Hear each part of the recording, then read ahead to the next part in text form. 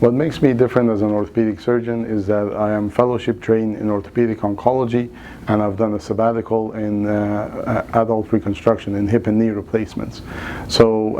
I have 14 years of practice in these fields, and my approach to orthopedic oncology is to remove the tumor completely and aim for a cure, and I take that to my general orthopedic practice, having to be very methodical, detail-oriented, and making sure that there's no room for mistakes.